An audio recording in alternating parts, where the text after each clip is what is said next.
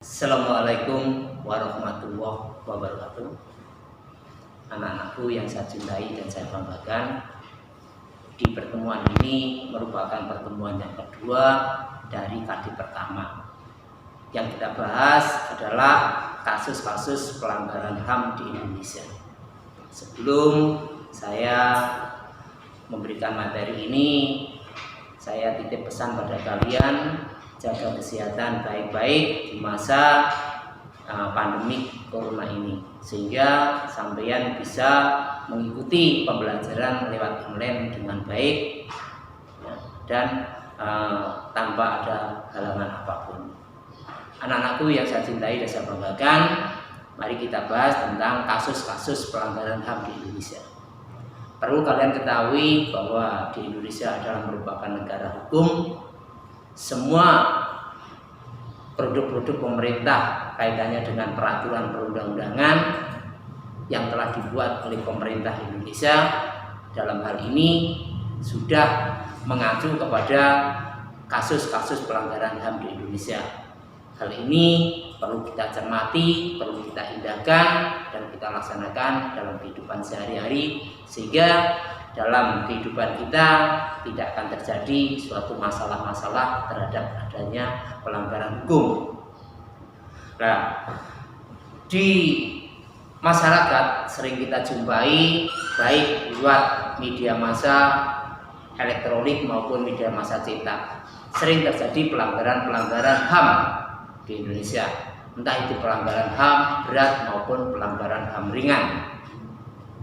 Nah, yang dimaksud dengan pelanggaran hak asasi manusia sesuai dengan Undang-Undang Nomor 39 Tahun 99 Pasal 1, bahwa yang dimaksud pelanggaran HAM adalah setiap perbuatan seseorang atau kelompok orang, termasuk aparat negara, baik disengaja maupun tidak, yang secara melawan hukum, mengurangi, menghalang-halangi, dan atau mencabut hak asasi manusia secara atau kelompok yang dijamin oleh undang-undang, tidak mendapatkan atau dikhawatirkan tidak akan memperoleh penyelesaian secara hukum. Itu pelanggaran HAM. Jadi kalau ada suatu pelanggaran HAM yang dilakukan oleh seseorang sehingga orang tersebut diproses secara hukum si pelanggarnya, dan sampai sekarang tidak mendapatkan sanksi atau memperoleh sanksi oleh hakim dalam proses persidangan, maka itu kasus itu dinamakan pelanggaran hak asasi manusia, ya, hak asasi manusia. Dan perlu kalian ketahui bahwa hak dan kewajiban seseorang itu selalu berkaitan, sehingga kita jangan sampai melanggar daripada hak orang lain. Kalau toh kita akan melanggar hak orang lain, akan dikatakan suatu pelanggaran HAM. Contohnya tadi kalau sampean melihat di televisi, ya, apalagi sekarang ini banyak yang melakukan demo. Demo itu adalah boleh saja, akan tetapi harus sesuai dengan aturan mainnya, dan jangan sampai melanggar hak orang lain atau merugikan orang lain. Sehingga di dalam pelaksanaan demo itu ada pelanggaran atau melanggar hak orang lain, itu bisa dikatakan melanggar aturan. Ini ya, itu yang dikatakan dengan pelanggaran HAM. Selanjutnya, bentuk pelanggaran HAM. Bentuk pelanggaran HAM itu pada dasarnya dapat dipilah menjadi dua. Yang pertama adalah diskriminasi, yang kedua adalah penyiksaan. Nah, diskriminasi itu mengandung arti adalah suatu pembatasan, pelecehan atau penculikan yang langsung maupun tidak langsung yang didasarkan pada perbedaan manusia atas agama, suku, ras, etnis, kelompok, golongan, jenis kelamin, bahasa, bahkan keyakinan. diskriminasi, mendiskriminasikan, adanya suatu perbedaan, melakukan suatu perbedaan terhadap seseorang ya yang didasarkan pada agama, suku, ras, etnis, golongan, ya, kelompok dan sebagainya. Itu diskriminasi. Ya, itu bisa dikatakan bentuk pelanggaran HAM yang pertama. Yang kedua adalah penyiksaan. Ya, penyiksaan, melakukan penyiksaan. Ya. Penyiksaan adalah suatu perbuatan yang dilakukan dengan sengaja sehingga menimbulkan rasa sakit atau penderitaan. Jadi kalau orang itu menyiksa, yang disiksa merasa sakit atau merasa menderita, itu digolongkan adalah pelanggaran HAM. Itu merupakan bentuk daripada pelanggaran HAM, ya, disiksa sampai bahkan meninggal dunia, ya, sampai dia luka seumur hidup dan sebagainya. Selanjutnya sifat-sifat pelanggaran HAM. Sifatnya, ya.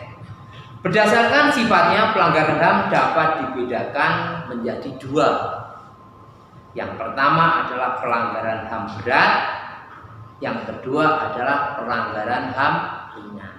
Ya, pelanggaran HAM berat itu yang bagaimana, pelanggaran HAM ringan itu yang bagaimana. Ya.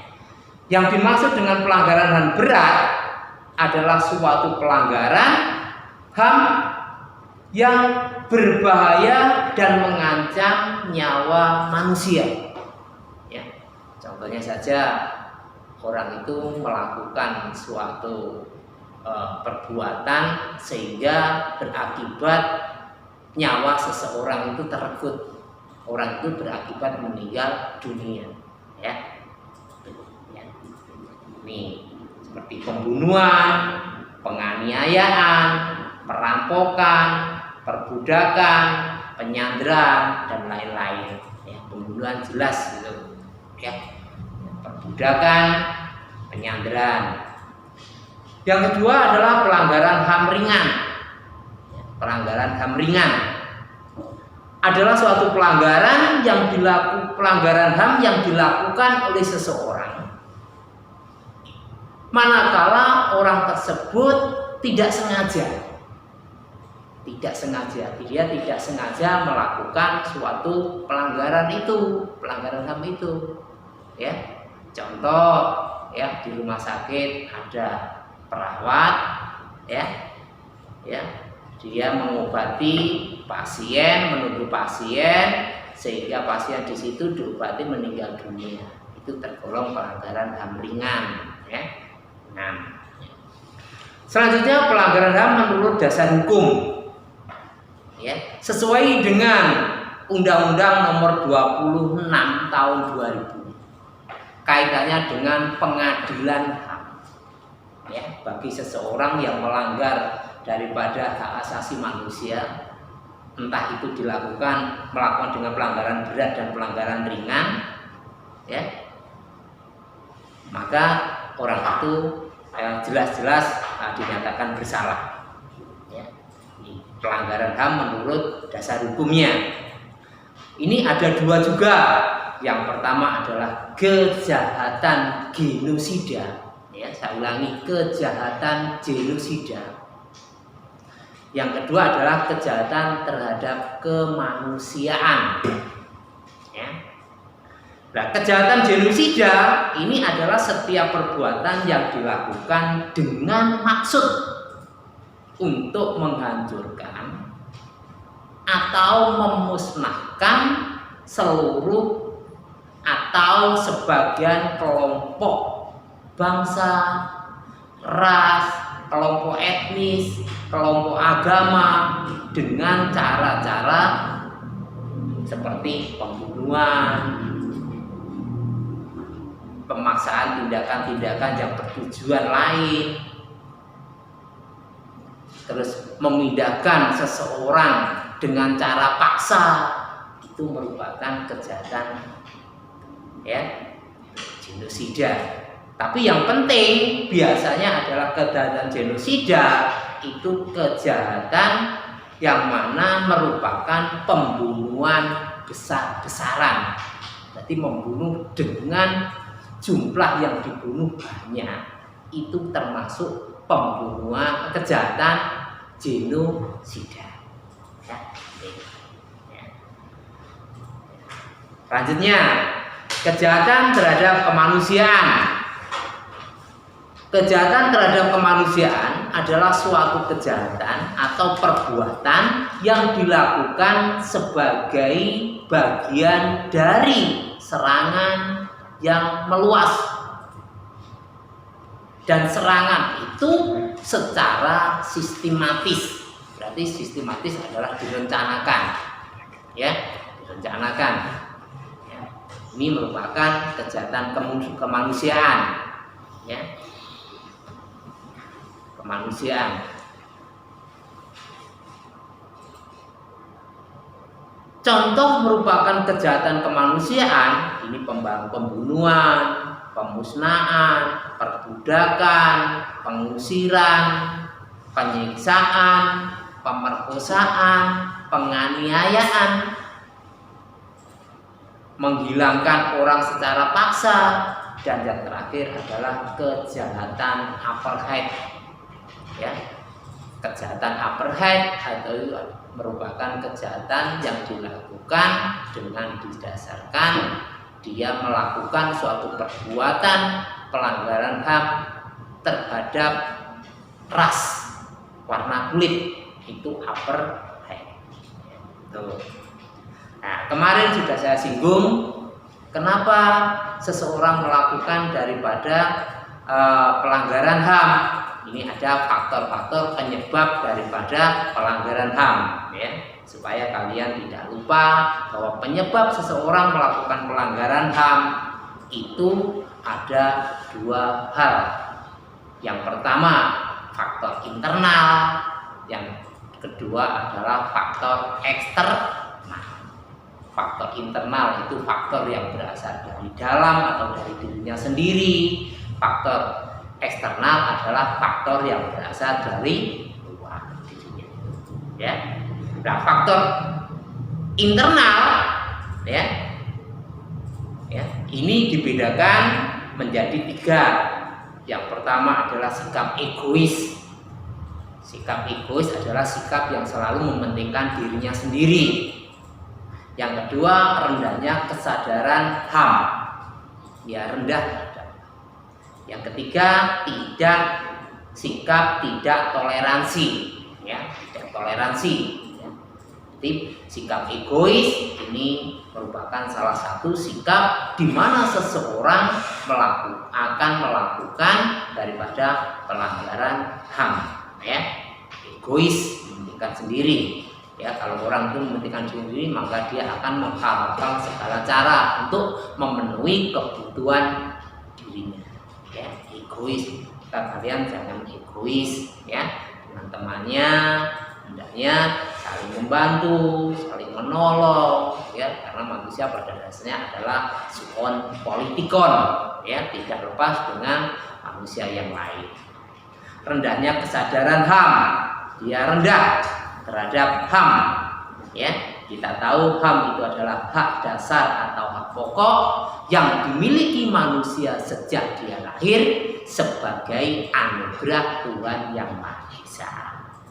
Hak yang merupakan pemberian Tuhan Yang Maha Esa, hak asasi itu perlu kita junjung tinggi, kita hormati, kita hargai antar sesama kita, sehingga dalam kehidupan sehari-hari kita tercipta hidup yang tenang, damai, dan sejahtera. Sikap toleransi. Ya, toleransi adalah sikap memberikan keleluasaan kepada orang lain untuk melakukan sesuatu yang diyakininya. Ya, toleransi, ya. Indonesia adalah merupakan negara multi agama. Ya, ada 5 agama dan 1 aliran kepercayaan. Ya, kita hendaknya selalu melakukan toleransi, ya, sampai ada umat beragama lain melakukan ritual agama, ya, kita halang-halangi, ya, itu. Terus faktor eksternal. Faktor eksternal tadi sudah saya singgung bahwa faktor ini adalah faktor yang berasal dari luar dirinya. Yang pertama adalah penyalahgunaan kekuasaan, ketidaktegasan aparat penegak hukum. Yang ketiga, penyalahgunaan teknologi. Yang keempat adalah kesenjangan sosial dan ekonomi. Penyalahgunaan kekuasaan, ya, ini sangat-sangat riskan dia melakukan pelanggaran HAM, ya, karena dia jadi menjabat suatu jabatan, ya, publik atau jabatan apapun, karena dia jabatannya adalah amanah, hendaknya melayani daripada masyarakat dengan sebaik-baiknya tanpa adanya suatu perbedaan, ya. Ketidaktegasan aparat penegak hukum. Jadi kalau aparat penegak hukum itu tidak tegas, ya, maka juga akan terjadi pelanggaran HAM. Ya, penegak hukum itu polisi, hakim, jaksa, itu penegak hukum. Maka polisi, jaksa, hakim itu harus benar-benar tegas menjalankan fungsinya, menjalankan tugasnya. Yang keempat, penyalahgunaan teknologi, ya, teknologi. Apalagi sekarang ini setiap manusia tidak lepas dengan adanya teknologi, ya. Maka teknologi yang sampean gunakan, hendaknya sampean gunakan yang baik, jangan sampai digunakan untuk melakukan tindakan-tindakan kejahatan, ya. Nih, ya, kamu nulis WA temannya dengan kata-kata yang tidak pantas, ya, itu juga bisa dilaporkan, ya. Nih, jangan sampai menggunakan teknologi, ya, tanpa kontrol, ya, jadi kontrol. Terus kesenjangan sosial dan ekonomi, ya, kesenjangan sosial dan ekonomi, ya, yang tinggi telah terjadi ketidakseimbangan antara masyarakat yang satu dengan masyarakat yang lain, ya. Contoh saja kalau orang kaya dengan orang tidak mampu itu sebenarnya hendaknya saling mengisi, ya, status sosial itu, ya. Yang satunya membutuhkan yang lainnya juga akan membutuhkan, ya, ini perlu sampai. Ya, jangan sampai merasa jadi juragan, pembantunya ya, suruh bekerja siang malam tanpa ada rasa kemanusiaan. Itu tidak dibenarkan. Itu anak-anak perlu kalian ketahui, ya, bahwa pelanggaran HAM, hak asasi manusia di Indonesia itu sudah diatur dengan adanya undang-undang, ya, Undang-Undang Nomor 26 Tahun 2000, bahkan di KUHP juga seperti itu, ya. Nah, kasus-kasus pelanggaran HAM di Indonesia banyak sekali, anak. Sampai sekarang, ya, banyak suatu kasus yang belum tuntas. Pada masa Orde Baru, ini saya ambil pada masa Orde Baru, sering terjadi pelanggaran HAM. Misalnya saja kasus kaitannya dengan Tanjung Priuk. Kasus Tanjung Priuk itu sekitar tahun 1984, ya. Kasus pembunuhan tenaga kerja wanita Indonesia, Marsinah, ya. Marsinah ini sekitar tahun 92. Beliau adalah sosok daripada pekerja di suatu perusahaan yang ada di Surabaya, Jawa Timur. Kebetulan Marsinah ini seorang wanita yang memperjuangkan daripada teman pekerjanya. Pada saat itu, ya, dia diculik, ya, terus dibawa ke suatu tempat, dibunuh, jasadnya diletakkan di pinggir jalan, ya. Sampai sekarang belum bisa diselesaikan kasus itu. Terus peristiwa Aceh Dom sekitar tahun 90-an, 1990, ya. Peristiwa penembakan mahasiswa Trisakti, ya, Trisakti. Mahasiswa Trisakti pada masa tahun 98 ini dia melakukan demo, ya, ditembaki sama aparat, yang meninggal dunia 4 pada saat itu, yang luka-luka banyak, ya, Trisakti. Kasus pembunuhan Munir, yang ada di dalam pesawat. Pada saat itu Munir akan melakukan perjalanan ke Belanda, ya. Sampai sekarang juga kasusnya belum selesai. Itu sekitar tahun 2004. Peristiwa bom Bali.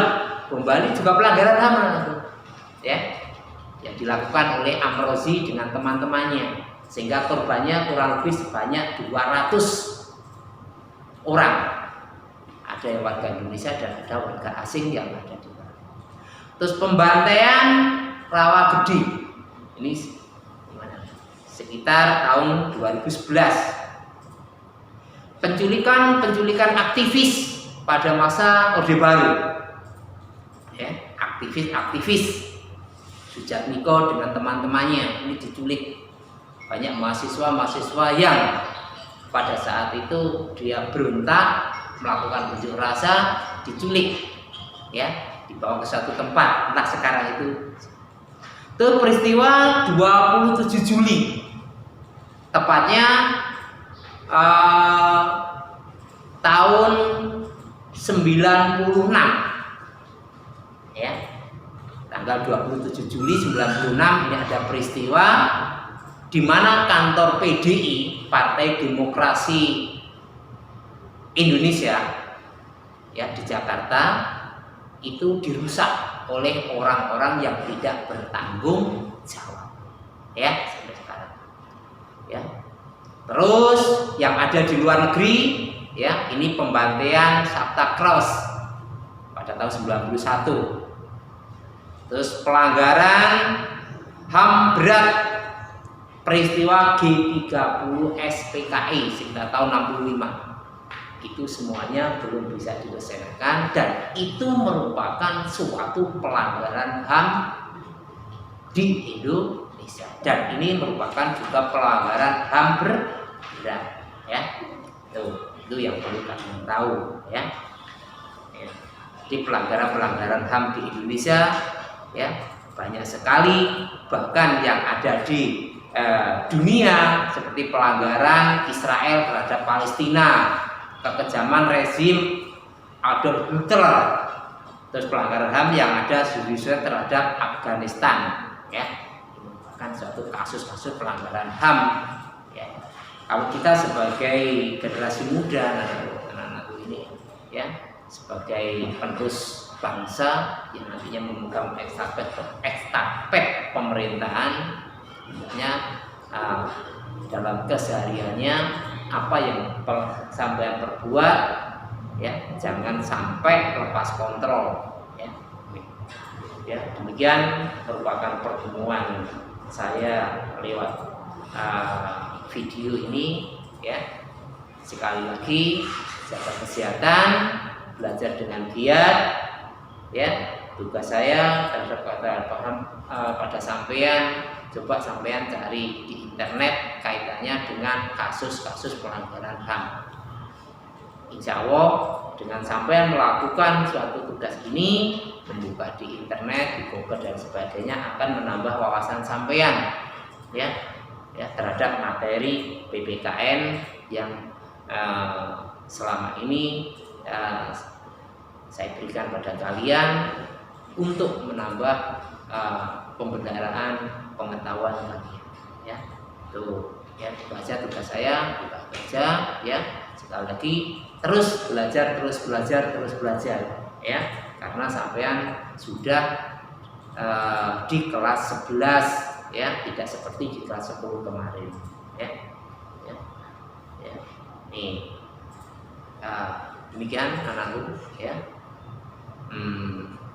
pemaparan dari materi saya PPKN. Kurang lebihnya saya mohon maaf. Saya akhiri, wassalamualaikum warahmatullahi wabarakatuh.